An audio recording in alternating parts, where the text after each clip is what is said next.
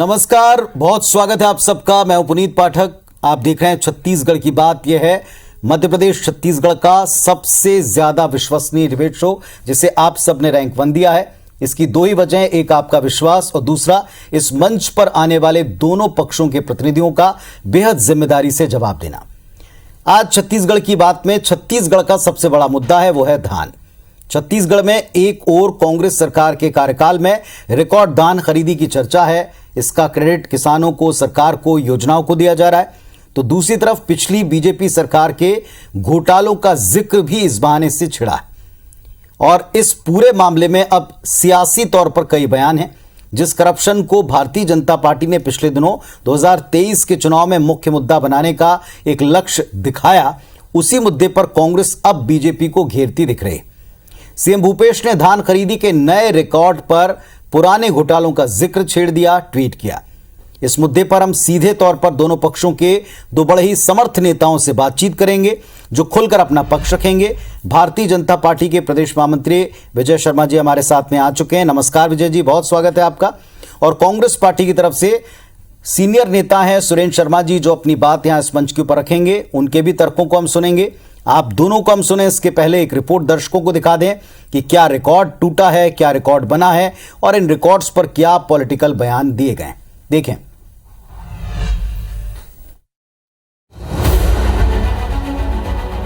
धान खरीदी का रिकॉर्ड वर्सेस घोटालों का रिकॉर्ड। छत्तीसगढ़ में इस साल अब तक 100 लाख मीट्रिक टन धान की रिकॉर्ड खरीदी हुई।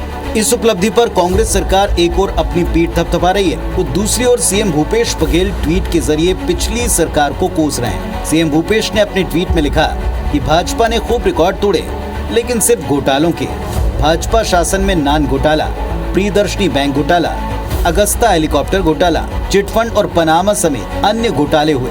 सीएम ने यह भी लिखा कि सोशल मीडिया पर शब्दों की सीमा है, लेकिन इनके घोटालों की सीमा नहीं। कांग्रेस के आरोपों पर पूर्व सीएम डॉक्टर रमन सिंह ने दिल्ली से लौटते ही पलटवार भी किया। इससे बड़ा भ्रष्ट और सरकार हिंदुस्तान में क्या दुनिया में नहीं देखा। लालू यादव भी इसके सामने पानी भरेगा। इसके पहले बीजेपी नेताओं ने भी कांग्रेस सरकार के करप्शन पर सवाल उठाया, लेकिन सरकार के मंत्री इसे कोरा झूठ बताकर विकास पर खुली बहस की चुनौती दे रहे हैं। मुझे तो ऐसा लगता है कि भारतीय जनता पार्टी में ज्यादा झूठ बोलता है उसको बड़ा पद दिया जाता है। जो नेता बहस में भाग लेना चाहे भाग ले सकता है, स्वागत है। एक कहावत है कि सावन का जो अंधा रहता है उसको हरा हरा दिखता है, उसी प्रकार है। इनको कुछ दिखता नहीं है, कुछ सोचता नहीं है। बीते दिनों केंद्रीय गृह मंत्री अमित शाह ने कोरबा दौरे में ये साफ कर दिया था कि 2023 के चुनावी मैदान में बीजेपी भ्रष्टाचार को हथियार बनाकर उतरेगी। लेकिन अब कांग्रेस बार बार पुराने घोटालों का जिक्र कर उसी हथियार से बीजेपी को घायल करने की कोशिश में है। Bureau report, IBC 24।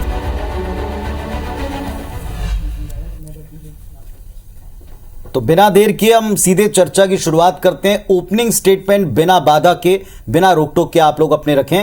Surendra Sharma ji, आज सत्ता पक्ष के लिए भी बड़ा दिन, किसानों के लिए भी बड़ा दिन। आप किसानों के वर्ग से भी जुड़े हैं, इस पर होने वाली पॉलिटिक्स को भी देख रहे हैं।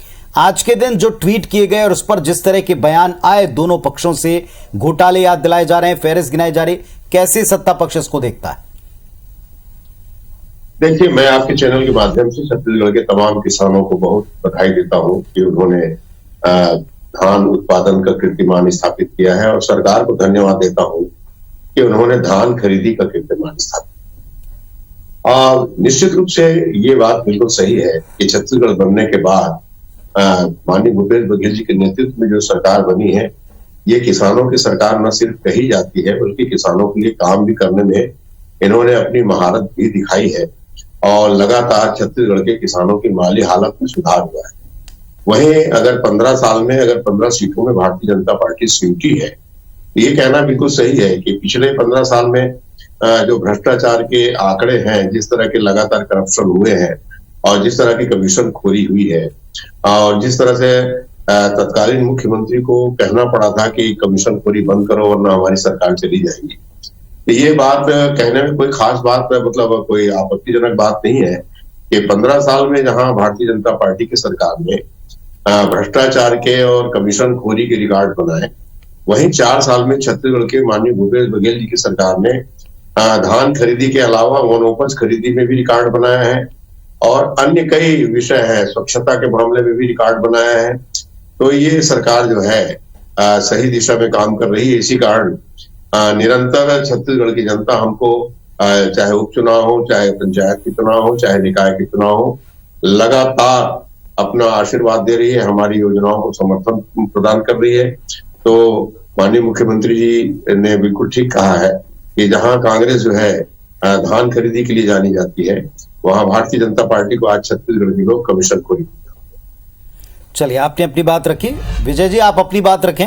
एक ट्वीट आपने मुख्यमंत्री जी का देखा होगा और मंत्री अमरजीत भगत की खुली चुनौती भी देखी होगी कि विकास के मुद्दे पर चर्चा कर लें। झूठ परोसने वाली पार्टी भी आपको कहा है। तीनों का उत्तर दीजिए। विकास के मुद्दे पर जरूर चर्चा करनी चाहिए, मैं बिल्कुल इस बात को मानता हूं। छत्तीसगढ़ में विगत 4 सालों में पंचायतों में क्या स्थिति रही है निर्माण कार्य की, ये पूरा छत्तीसगढ़ देख रहा है, जान रहा है। जब मैं आपके टीवी चैनल के माध्यम से जो गांव-गांव देखा जाता है ये बोल रहा हूं, तो घर घर में लोग इस बात को स्वीकार कर रहे हैं, सरपंच पंच सारे स्वीकार कर रहे हैं कि राज्य सरकार के माध्यम से कोई भी निर्माण कार्य लोगों को नहीं दिया जा रहा है। 15वां वित्त जो केंद्र की सरकार के माध्यम से प्राप्त होता है, उसी में गाँव की उन्नति अभी हो रही है। सरकार के लोग भी, जैसे सुरेंद्र भैया बोल रहे हैं, भाई साहब भी धान की बात बोलने के बाद अगले और बहुत सारे रिकॉर्ड बोलते बोलते ठिठक गए। क्यों? मसला यह है कि एकांगी सोच है। धान के विषय में मैं विशेष रूप से आपको यह बता दूं कि पिछले साल भी और इस साल भी पूरे धान उपार्जन में से 92 लाख मीट्रिक टन धान का उपार्जन समर्थन मूल्य पर केंद्र की सरकार ने किया है। केंद्र की सरकार जब से कोरोना के बाद प्रत्येक व्यक्ति को 5 किलो चावल या 5 किलो अनाज प्रतिमाह दे रही है निःशुल्क, तब से चावल और धान की खरीदी बढ़ी है। पिछले साल भी 61 लाख मीट्रिक टन चावल की खरीदी केंद्र की सरकार ने छत्तीसगढ़ से किया था, इस साल भी किया है। 61 लाख मीट्रिक टन चावल का अर्थ होता है 92 लाख मीट्रिक टन धान, और जब 92 लाख मीट्रिक टन धान खरीदा जाता है केंद्र की सरकार के द्वारा, तो फिर उसका हैंडलिंग चार्जेस, बोरे के पैसे, उसके सूखत, उस सारे पैसे, मतलब आपको मैं बताऊं कि 22,000 करोड़ रुपया केंद्र की सरकार ने इस बार छत्तीसगढ़ के सरकार को अर्थात छत्तीसगढ़ के किसानों को दिया है।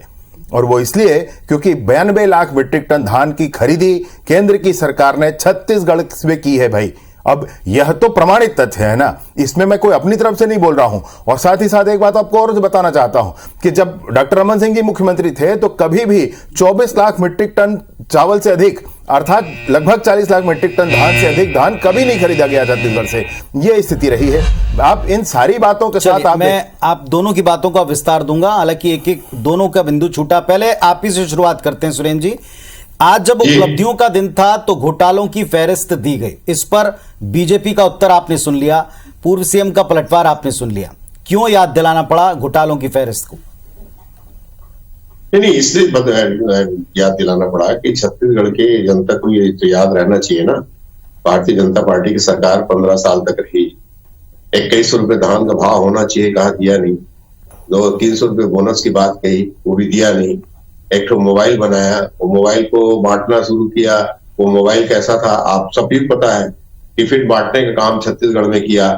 तमाम जगह अगर ये कहते हैं कि हमने बहुत विकास किया, तो बिल्डिंग बना दिया कमीशन खोरी के लिए, उसमें शिक्षकों की व्यवस्था नहीं है।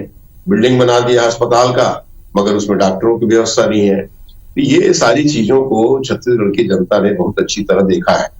और छत्तीसगढ़ के माननीय भूपेश बघेल जी के नेतृत्व में जो सरकार है, मैं तो अनेक चीजें गिना सकता हूँ। एक तो सबसे पहली बात यह है किसानों का, आज इसके पीछे मुख्य रूप से जो पाठक एक सोच का प्रश्न।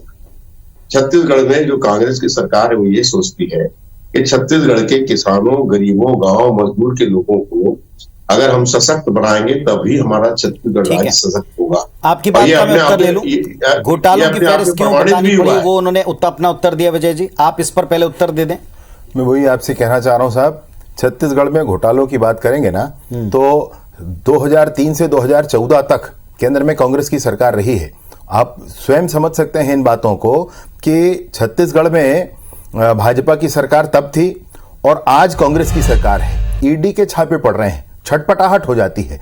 मैं सुरेंद्र भाई साहब हैं लाइन साथ में, मैं उनसे ही कहना चाहता हूं, भैया कोयले के प्रति टन पर कमीशन की बात, यह तो स्पष्ट है ना। और वह भी कारण क्या है कि प्रक्रिया को बदला गया। मैं आपके चैनल के माध्यम से सबको यह बात बताना चाहता हूं कि होता क्या था कि जब खरीदार जो कंपनी होती थी वो माइनिंग करने वाली कंपनी को सीधे ऑनलाइन ऑर्डर करती थी और ऑनलाइन वो अपना परचेस ऑर्डर ले लेते थे और उसकी सप्लाई हो जाती थी। सरकार ने क्या नियम बनाया कि ये ऑनलाइन प्रक्रिया के अतिरिक्त आपको वहां पर जो खरीदार है उसको वहां पर जो माइनिंग इंस्पेक्टर है उनसे ऑफलाइन एक एनओसी लेना पड़ेगा। ये ऑफलाइन एनओसी कहां से आ गया साहब? इसी ऑफलाइन एनओसी के चक्कर में सारा पैसा घोटाला हुआ है। ये सब जानते हैं। ईडी का घोटाला आपके सामने है। आपको मैं अच्छे से ध्यान दिलाना चाहता हूं, सुरेंद्र भाई साहब मेरी बात से इनकार नहीं कर पाएंगे कि जितना आप देखेंगे ये है राइस मिल है, वो सारे राइस मिलर से क्विंटल के हिसाब से सरकार पैसा लेती है। और भी बताऊं आपको एक बात, संगठित अपराध जिस तरीके से छत्तीसगढ़ की सरकार कर रही है, ऐसा संगठित अपराध मैंने तो नहीं देखा कभी, और ना ही किसी सरकार के माध्यम से दिया है।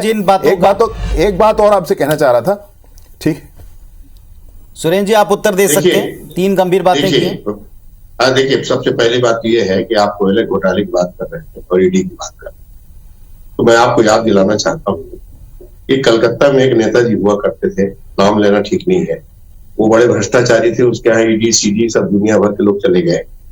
वो जैसी भारतीय जनता पार्टी में उन्होंने प्रवेश किया तो वो उनको क्लीन चिट मिल गया। आपको महाराष्ट्र के अजित पवार प्रकरण की घटना तो याद होगी मेरे ख्याल से, कि जिनको सवेरे 4 बजे माननीय राज्यपाल ने बुला करके शपथ दिला दिया था और उप मुख्यमंत्री बना दिया था, और 11 बजे उनका सारा जितना भी क्या कारनामा जिसका जो आरोप लगाती थी भारतीय जनता पार्टी, वो सारे के सारे खारिज हो गए। उसके अलावा मैं आपको बता रहा हूं कि रिकॉर्ड बताता है कि ईडी ने जहां जहां छापे मारे हैं उसका कन्विक्शन रेट कितना है, 2%। कुल मिला के 2% लोगों को ही आज तक के सजा दी जा चुकी है। तो मैं ये कह रहा हूं कि जहां जहां भारतीय जनता पार्टी की सरकार है वहां भ्रष्टाचार बिल्कुल नहीं है। एक और आरोप कोई पकड़ा नहीं जाता। थोड़ा सा विषय के ऊपर रहते हैं, ज्यादा विषय के ऊपर रहते हैं। धान के मुद्दे पर आज चूंकि बड़ा दिन था किसानों के, एक ट्वीट के बाद में ये सारी चर्चाएं चल पड़ी, आप जानते हैं। बार बार बीजेपी कह रही कि इसमें केंद्र खरीद रहा है, केंद्र मुफ्त में अनाज दे रहा, इस वजह से आप ये कर पा रहे हैं। मैं ये पूछना चाहता हूं, अगर वास्तविक में केंद्र खरीद रहा है और केंद्र की वजह से ऐसा कुछ हो रहा है तो उत्तर प्रदेश के किसानों को 2040 रुपए का भी कीमत क्यों नहीं मिल पाती? क्यों वो 1100-1200 रुपए में धान बेचने के लिए? बहुत सारी ऐसी जगह है। आपको मैं बताना चाहता हूं पाठक जी, छत्तीसगढ़ की सरकार ने जो 9,000 रुपए इनपुट सब्सिडी दी है, आज किसानों को धान की कीमत 2640 रुपए पड़ रही है। पिछले 4 साल में किसानों के जेब में 1.5 लाख रुपए गया है। कर्ज माफी से लेके गोधन योजना और तमाम बिजली बिल में और सब करके जो सरकार ने छत्तीसगढ़ के किसानों को मजबूत करने का जो प्रयास किया है, इसको कोई माने न माने, अगर विजय भाई किसान होंगे तो उनको भी मतलब मेरा 40 एकड़ जमीन है, आप उत्तर मुझको सरकार जो है नहीं, मुझको 3,60,000 रुपए मेरी सरकार देती है। छोटी मोटी रकम नहीं है। कहना चाहूंगा इसका रिफ्लेक्शन कह रहे हैं ना, इसीलिए मैं कह रहा हूं, मेरी बात सुनेंगे। आप किसी भी गांव में जाकर के ना जनता के बीच में खड़े होकर के हाथ उठवा लीजिए कि आपका बिजली बिल हाफ हो गया क्या? बिजली बिल हाफ, भाजपा साफ नारा में जनता ने भाजपा को तो साफ किया है आपके उस झूठे आश्वासन पर, परंतु आप किसी गांव में खड़े हो जाएं और पूछ लें, अरे आपके ही घर का बिजली बिल जाने क्या आता होगा। छोड़िए बिजली बिल की एक बात है, साथ में आपसे मैं कहूंगा कि 1,000 रुपया 60 साल की उम्र के बाद और 1,500 रुपया 75 साल की उम्र के बाद लोगों को देने का वादा था, वो वादा भी पूरा नहीं हुआ। युवाओं के लिए 10 लाख नौकरी की बात थी, युवाओं को बेरोजगारी भत्ता का बात था, वह भी पूरा नहीं हुआ। हाथ में गंगा जल लेकर के शराबबंदी की बात कही गई, वह भी पूरा नहीं हुआ। प्रधानमंत्री आवास 8वें कंडिका में आपके जन घोषणा पत्र में प्रधानमंत्री आवास शहरी और ग्रामीण आवास की बात कही गई है, वो प्रधानमंत्री आवास तो 11.5 लाख आवास, स्वीकृत आवास आप नहीं स्वीकार करते हैं, भगवान जाने क्या कारण है। शहर ग्रामीण से आवास की बात कर रहा हूं, शहरी आवास में भी 70% ऐसे लोग हैं जिनके आवास पूरे नहीं मिले हैं। अधूरे वायदों पर चले गए विजय जी, हम अधूरे वायदों पर चले गए। आज एक बात ये, एक और थोड़ा सा आप ही से सवाल पूछता हूं। पिछले दिनों जब अमित शाह साहब आए तो उन्होंने ये कहा, एक तरीके से ये तय कर दिया कि 23 में आप लोग भ्रष्टाचार पर कांग्रेस को घेरेंगे। आज इसी दिशा में स्ट्रीट को देखा जा रहा है कि आपके 15 साल की सरकार के इतने घोटाले हैं, इतने उनसे जुड़े प्रश्न हैं, आप किस मुंह से घेरेंगे? एक तरह से यह भी एक इशारा मिला। देखिए कैसे आप घेर पाएंगे अगर इतने घोटाले गिनाए जाएंगे कांग्रेस के द्वारा? देखिए, मैं एक कहावत जनता के बीच में है वो आपको बताना चाहता हूं कि जितना चारा लालू की गाय ने खाया नहीं था उससे ज्यादा गोबर छत्तीसगढ़ में गाय दे रही हैं। आप समझिएगा, गांव-गांव में, घर घर तक जिस बात को पहुंचाया जा रहा है, ये सिर्फ घोटाले के विषय पर काम किया जा रहा है। ये जो सरकार है, इसका मैं प्रामाणिकता के साथ कह रहा हूं आपसे उसी बात को कि कोल के हिसाब में कैसे हुआ है। शराब के दिशा में आप देखेंगे तो पूरे दुकानों पर दो तरह की शराब मिलती है। लोग बताते हैं कि एक तो ऑफिशियल है, दूसरा अनऑफिशियल है, और अनऑफिशियल फिर से अलग से ट्रैकिंग होती है। इन सारी बातों के साथ चूंकि ये बौखलाहट है राज्य की सरकार की, भूपेश बघेल जी की, उस बौखलाहट को छुपाने के लिए अब वो सारे उदाहरण ले रहे हैं जिन उदाहरणों पर जांच हुआ है, जिन उदाहरणों पर जो कार्यवाही हो सकती थी वो हो चुकी है, उस पर कोई बात करने की आवश्यकता अभी नहीं है। बात तो यह है जो सरकार है उसको काम करना है, वो सरकार बताएगी करना क्या चाहती। विजय शर्मा जी, आज का जो मुद्दा है ये है कि सरकार ने 100 लाख मीट्रिक टन धान की खरीदी की है। ये पहली बार हुआ है और लगातार छत्तीसगढ़ में भूपेश बघेल जी की सरकार बनने के बाद ये आंकड़े बढ़ते गए हैं, किसानों की संख्या बढ़ती गई है, उत्पादन बढ़ता गया है। छत्तीसगढ़ की सरकार ने किसानों को मजबूत करने के लिए 1700 किसानों को 4000 एकड़ जमीन वापस किया है। ये भी पहली घटना है। 7 जिन्स से 65 जिन्स तक के वनोपज की खरीदी को बढ़ाया गया है। ये भी पहली घटना है। कोदो, कुटकी और रागी के समर्थन मूल्य में खरीदी करने की इन सबके द्वारा एक मंशा पर भी सवाल बीजेपी के उठाए गए। विजय जी, क्या कहेंगे कि आपके सरकार की मंशा और सरकार की मंशा रूरल इकोनॉमी से आप इकोनॉमी की तरफ जाएं, ये इस सरकार की मंशा है जिसे लोग एक्सेप्ट कर रहे हैं। ये छत्तीसगढ़ की सरकार थी जो रूरल इकोनॉमी के लिए किसान क्रेडिट कार्ड को 0% इंटरेस्ट पर लेकर आई थी। छत्तीसगढ़ की सरकार थी, छत्तीसगढ़ की ही सरकार थी डॉक्टर रमन सिंह जी की, जिस समय धान का खरीदी सुचारू रूप से प्रारंभ हुआ था। 15 क्विंटल धान का लिमिट बात उसी समय कही गई। चलिए एक फाइनल कमेंट आप ही विजय जी आप दें इस पूरे विषय के ऊपर। क्या बीजेपी इस उपलब्धि पर सरकार को काउंटर करते हुए भ्रष्टाचार पर अब भी घेर पाएगी? मैं आपसे निसंदेह ये बात कहना चाहता हूं कि केंद्र की सरकार के द्वारा 85% से अधिक धान छत्तीसगढ़ के किसानों का खरीदा जा रहा है। छत्तीसगढ़ के किसान का धान बिके, इसमें अब ये बहुत प्रसन्नता की बात है, और अच्छे कीमत पर बिके, यह भी प्रसन्नता की बात है। इस सरकार से मैं मांग करता हूं कि वो 2 साल का बोनस जिसके कारण छत्तीसगढ़ में भारतीय जनता पार्टी की सरकार नहीं बनी थी और ये देने के वादा किए थे सरकार बने, वो इनको देना चाहिए। फाइनल कमेंट सुरेंद्र जी आपका भी 20 सेकंड में, किस तरह आप इस आरोप को लेते हैं जो बीजेपी लगा रही है? विजय भाई को ये कहना था कि 2 साल का बोनस जो हम लोगों ने नहीं दिया था, वादा खिलाफी किया था, उसका बोनस भी छत्तीसगढ़ की वर्तमान सरकार दे। ये बात कहते हैं तो बड़ा अच्छा लगता। मैं एक बात सीधी जानता हूँ कि छत्तीसगढ़ बनने के बाद छत्तीसगढ़ के किसानों ने, छत्तीसगढ़ के लोगों ने जो सपना देखा था, छत्तीसगढ़ राज्य का निर्माण जिस उद्देश्य हुआ था, सरकार उस दिशा की ओर अग्रसर है। और समय आपके पास कम है, मगर मैं आप दोनों ने धान के मुद्दे पर जो उत्तर दिए लिमिटेड टाइम में, वो किसान सबसे ज्यादा गौर से सुन रहे हैं। इस उपलब्धि में सबसे बड़ा क्रेडिट किसानों का है, ये दोनों पक्ष निसंदेह स्वीकार करते हैं, लेकिन इसमें किसका क्रेडिट ज्यादा है, किस पक्ष का राजनीतिक तौर के ऊपर, इस पर बहस चलेगी। और क्या ये एक दूसरे को करप्शन के मुद्दे पर घेर पाएंगे, ये जनता ने इस डिबेट के द्वारा जरूर सुना समझा होगा। बहुत शुक्रिया फिलहाल आप दोनों का अपनी बात रखने के लिए। नमस्कार।